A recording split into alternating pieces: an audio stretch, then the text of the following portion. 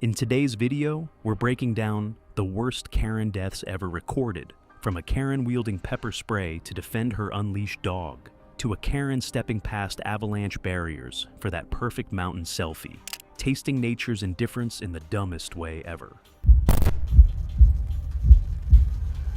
It was April 14th, 2016. The afternoon sun hung over a neighborhood dog park in South Austin, Texas, casting long shadows across the fenced enclosure where families gathered with their pets. Margaret Lee, 58, had no children of her own. Her family said that after her divorce 8 years earlier, she had channeled all her maternal instincts into Prince, whom she had raised from a puppy. Co-workers described her as defensive and confrontational, particularly when anyone questioned her dog handling practices. She had been cited twice by animal control for off-leash violations, but dismissed the warnings as overreach by bureaucrats who did not understand proper animal behavior. Friends said that Margaret frequently posted on social media groups for pit bull owners, defending the breed against what she called unfair stereotypes, while simultaneously documenting Prince's aggressive responses to perceived threats. That afternoon, the park was busier than usual. Several families with young children occupied the grassy area adjacent to the dog enclosure. A father in his early 30s had brought his 3-year-old daughter to watch the dogs from a safe distance. Margaret unleashed Prince immediately upon entering, ignoring the posted signs and verbal warnings from nearby dog owners. When approached by the father, who politely asked her to restrain her dog near the children, Margaret responded that Prince was perfectly trained and posed no danger to anyone. Prince initially appeared calm, sniffing the ground and exploring the perimeter. His body was rigid, a low rumble vibrating in his throat, and he moved forward without the typical sniff and turn most dogs show. Within minutes, the dog approached the toddler, who had wandered closer to the fence line. The father moved to block Prince's approach, and when the dog lunged at the child with bared teeth, showing stiff posture, forward ears, and raised hackles, the father instinctively kicked at the animal to protect his daughter. The kick struck Prince in the shoulder, causing the dog to yelp and temporarily retreat rather than escalating. Margaret witnessed this from across the park and ran toward the father, screaming that he had assaulted her dog. Witnesses reported that she shoved the man with both hands, nearly knocking him over. Before anyone could intervene, Margaret pulled a canister of pepper spray from her jacket pocket and aimed it at the father's face. A sudden shifting gust funneled the spray back into her face at point-blank range. The concentrated capsaicin caused immediate blindness and respiratory distress. She dropped the canister and clawed frantically at her burning eyes, her vision completely obscured. The spray left her disoriented, coughing, and functionally blind. Disoriented and panicking, she stumbled backward through the park gate, which someone had left open during the commotion. Margaret staggered blindly toward the street, her hands still covering her face. Multiple witnesses shouted warnings, but she could not orient herself. She reached the curb and stepped directly into the path of a city bus, traveling approximately 40 miles per hour on the adjacent road. The arterial road offered no crosswalk near the gate, and shrubs along the sidewalk partially obscured the driver's view. The driver had no time to brake. The impact threw Margaret's body nearly 25 feet. A bystander called emergency services immediately. Paramedics arrived within 7 minutes, but Margaret had died on impact. The medical examiner's report documented multiple blunt force trauma injuries, including severe skull fractures and catastrophic internal hemorrhaging. The ME noted trace amounts of capsaicin in the ocular tissue consistent with recent exposure. Prince was impounded by animal control for a standard 10-day rabies observation, while the city initiated a dangerous dog review. Margaret's estate became the subject of potential civil claims following the incident, and the father later pursued charges related to the assault and pepper spray escalation.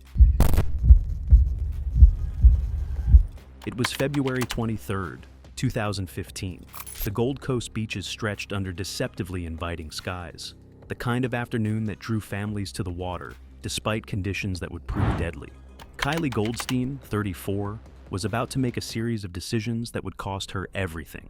Kylie had lived on the Gold Coast for 8 years, moving from Brisbane after her divorce. Her 2 children, ages 7 and 9, often appeared hesitant around her, and neighbors had witnessed multiple public confrontations where Kylie berated them for minor infractions. She had accumulated 3 formal complaints from the local surf lifesaving club for previous incidents where she had argued with lifeguards. Swimming and beach activities formed Kylie's only reliable bonding time with her children, something she planned rigidly every weekend, regardless of conditions. She viewed beach safety warnings as suggestions rather than rules, evident from frequently telling other parents that lifeguards were overly cautious and that she knew the beaches well enough to make her own decisions.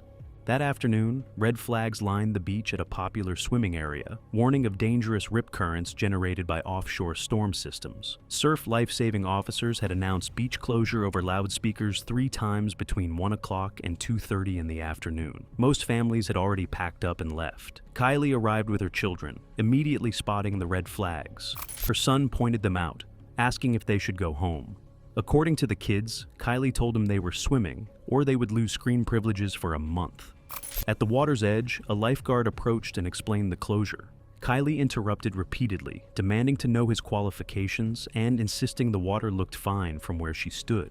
The lifeguard radioed for backup as Kylie raised her voice, attracting attention from the dozen remaining beachgoers. She lectured him about taxpayer rights and overregulation, while her children stood behind her, clearly uncomfortable. When the lifeguard turned to address another family, Kylie grabbed her children by their wrists and pulled them into the water. They waded to waist depth within 90 seconds. The rip current, invisible from shore but devastating in force, caught all 3 immediately. The beach's steep nearshore shelf meant waist depth came quickly as they stepped out, and the rip formed a strong seaward channel just beyond the breaker line. The children began screaming as the current dragged them seaward. Kylie, likely realizing the danger too late, panicked and tried swimming directly against the current, exhausting herself instantly. 4 lifeguards entered the water within 30 seconds of her submergence. One paddled a rescue board, while another secured a rescue tube, and an inflatable rescue boat was launched and stood by for recovery. Following protocol, they prioritized the children, who were closer and more manageable. 2 lifeguards reached the kids within 2 minutes, securing them on rescue boards. Kylie was now 200 feet offshore, flailing wildly and screaming incoherently. Her panicked movements accelerated her fatigue. 2 lifeguards swam toward her position, but a large set of waves pushed her under. She resurfaced briefly, arms thrashing, before disappearing beneath the surface. The crew called emergency services immediately when they lost sight of Kylie. Visibility in the churned water made her location impossible. A multi-agency search involving surf life-saving teams, water police, and helicopter units continued until nightfall and resumed at dawn. Kylie's body washed ashore 2 days later, discovered by early morning walkers 3 kilometers south. Prevailing currents and wind likely carried the body along shore. The incident was later reviewed through a coronial investigation, and updated safety signage was installed at the beach entrance following the findings. Her children received mandatory trauma counseling funded by Victim Services. It was July 11, 2018. The afternoon air along an active lava viewing area in Hawaii's lower Puna region carried the sharp smell of sulfur as molten lava moved through open channels. Carol Laxman, a 62-year-old retired real estate agent from Phoenix, Arizona, stood behind safety barriers with her expensive camera equipment, visibly frustrated that the cordoned area prevented her from getting closer shots of the active lava flow. Carol had built a modest following on social media, documenting her travels after selling her real estate business 2 years prior. Her online persona centered on capturing dramatic landscape photography, often featuring herself posed near natural wonders. Friends described her as stubborn and entitled, someone who believed rules applied to others, but not to her. She had traveled to Hawaii specifically to photograph the active volcanic flows, booking a guided tour with a commercial photography company that operated viewing platforms near the lava fields. Active lava flows present extreme hazards beyond the obvious molten rock. The ground surrounding flows consists of newly formed crust that can be dangerously thin, concealing underground lava tubes where superheated gases and molten rock flow beneath seemingly solid surfaces. Temperatures near active flows exceed 1,800 to 2,200 degrees, hot enough to ignite clothing and cause instant tissue damage. That afternoon, park rangers had posted multiple warning signs around the designated viewing area.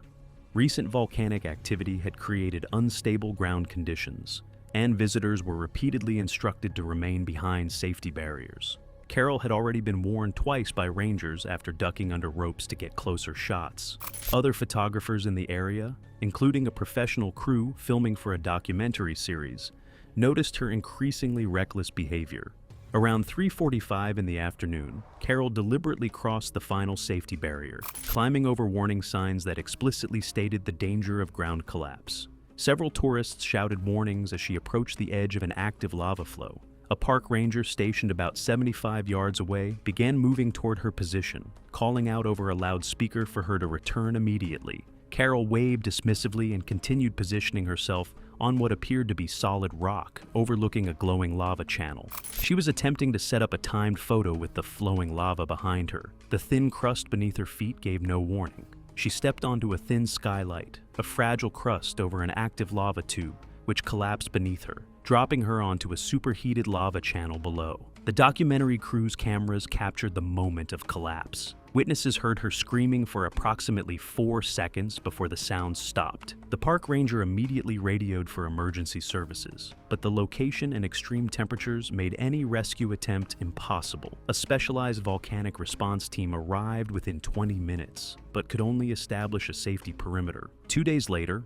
after volcanic activity subsided, recovery teams located charred skeletal fragments at the flow's edge. The coroner's report confirmed death resulted from catastrophic thermal burns covering over 90% of her body, inhalation of superheated gases that destroyed her respiratory system, and thermal shock. The coroner determined she died within seconds from catastrophic thermal burns and inhalation of superheated gases. The documentary footage was turned over to authorities and never publicly released. Park officials temporarily closed the viewing area and installed additional barriers. Carol's social media accounts remained active for a few days, filled with comments from followers who never learned what happened during her final photo attempt, before being taken down at her family's request. It was August 3rd, 2017. The afternoon sun beat down on a mid-tier hotel pool in Seminyak, Bali, where families splashed in the shallow end and tourists lounged under rented umbrellas. Diane Mitchell, a 48-year-old administrative manager from Perth, Australia, sat rigid in her deck chair, visibly irritated by the noise around her. Diane had earned a reputation back home for being difficult.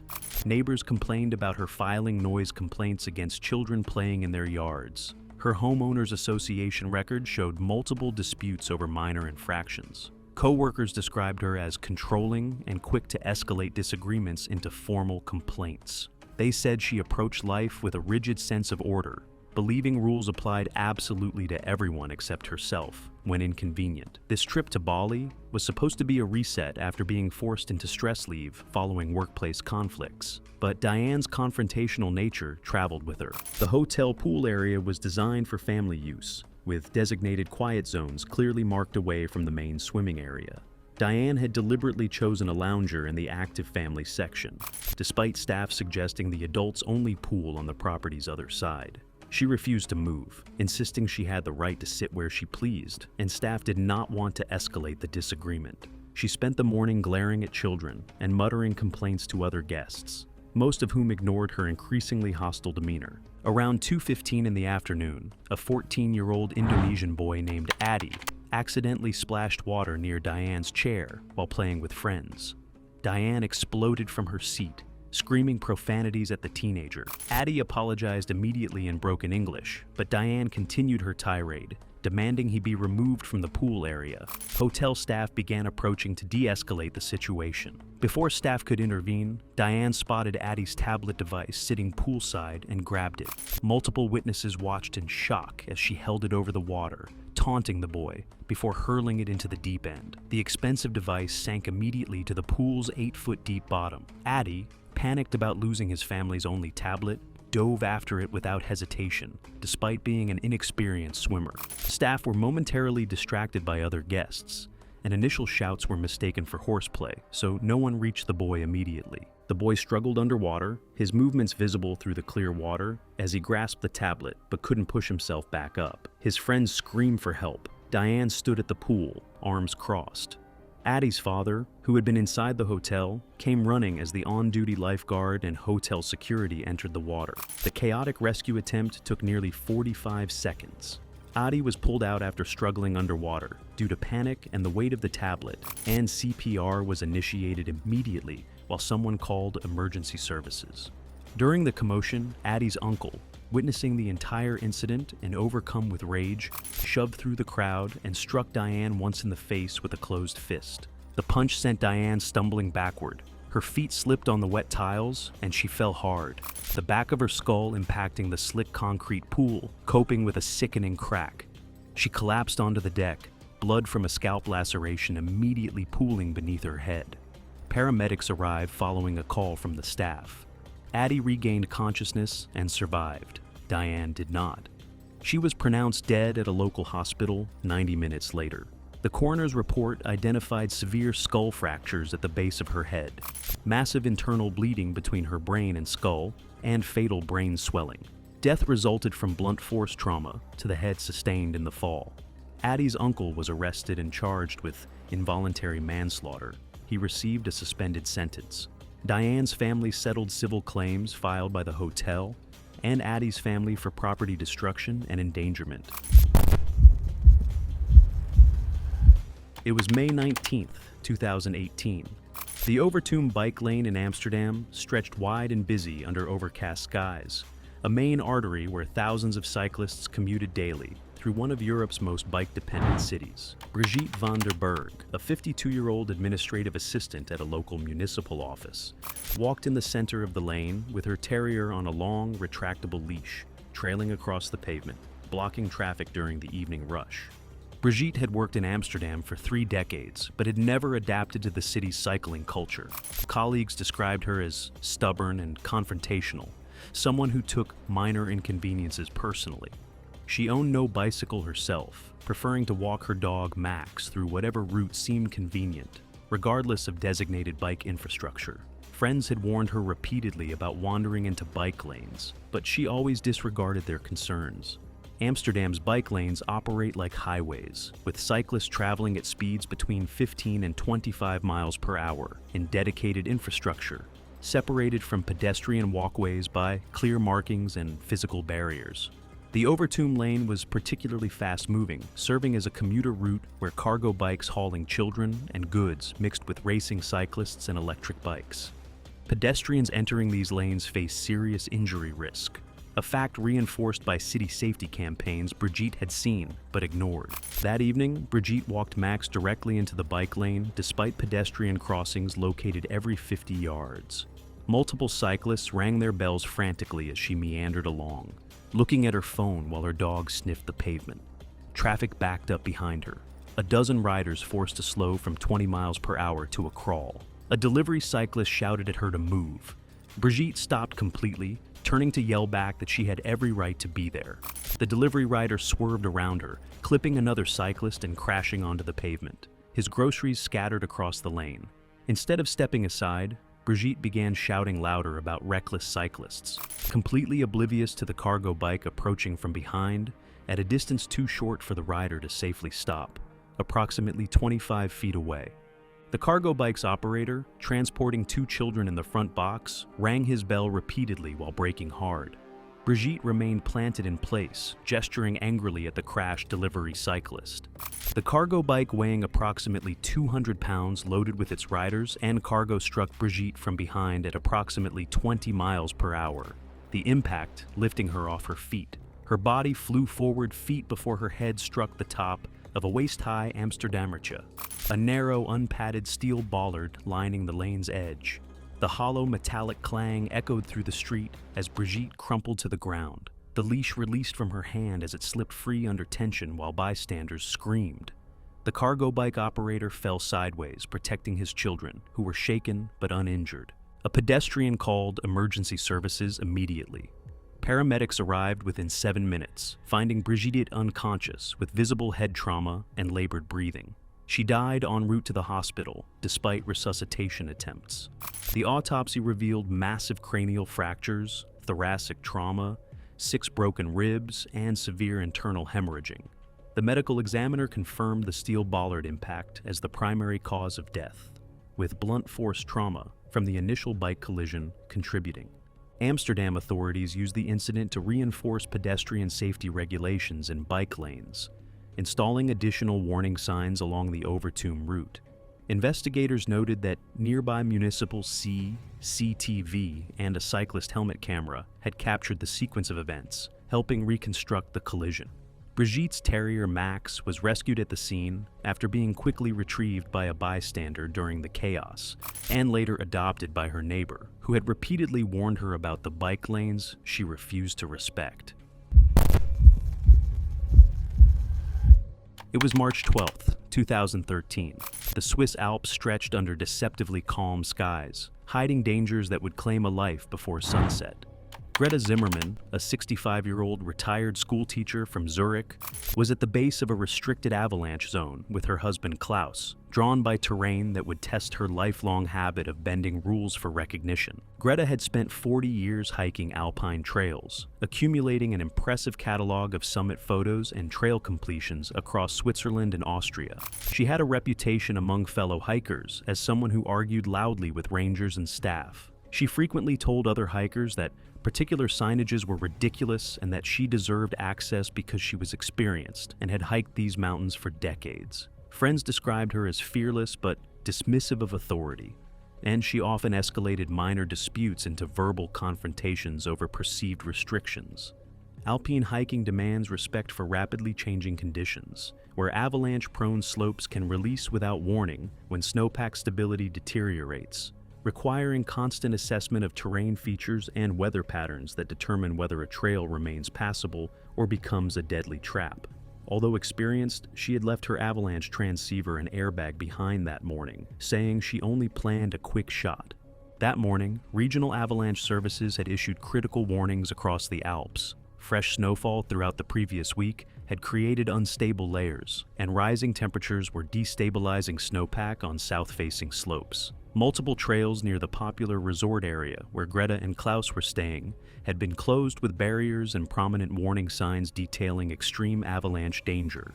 Weather bulletins explicitly warned against any off-piste activity or venturing near closed trails. Klaus urged Greta to stay within the resort boundaries, pointing to the warning signs and recent avalanche bulletins posted at the base lodge. She dismissed his concerns, saying the closed trail offered perfect photo opportunities and that authorities were overly cautious. Other hikers at the lodge noticed the couple's discussion and watched as Greta approached the barrier marking the restricted zone. Greta had ducked under the barrier and walked approximately 300 feet up the closed trail. Klaus remained at the barrier, visibly distressed. Several guests at the base lodge watched through the large windows as Greta positioned herself for a selfie against the mountain backdrop. A guest raised binoculars. Above her, the massive snowfield showed subtle signs of instability that she either didn't recognize or chose to ignore. The slope angle exceeded 35 degrees, well within the critical range for slab avalanche formation. The vibrations from her movement triggered the release. The snowfield fractured with a deep crack that propagated rapidly across the slope. Witnesses at the lodge saw the entire mountainside begin moving, a massive wall of snow cascading downward with terrifying speed. Trees snapped like twigs as the avalanche gained momentum, consuming everything in its path. Greta disappeared instantly into the churning white mass. Klaus screamed for help as the avalanche thundered past, stopping roughly 150 feet from where he stood. Lodge staff immediately contacted mountain rescue services. The avalanche had deposited debris across a wide area, burying the trail under tons of compacted snow. Rescue teams arrived within 30 to 40 minutes with probes and avalanche search dogs. The dogs helped narrow search areas, but careful probing and shovel lines were still required. Rescuers located Greta's body 4 hours later, after a prolonged search by which point survival was, tragically, no longer realistic. She had died from asphyxiation, her airways completely blocked by snow she'd inhaled during the tumbling descent. The medical examiner noted multiple traumatic injuries from colliding with trees and debris during the avalanche's violent descent, along with evidence of hypothermia that contributed to her death. Klaus returned to Zurich with Greta's remains. A small funeral was held at the local cemetery, attended by close family and a few hiking friends. Thanks for watching. If you like these stories, click here.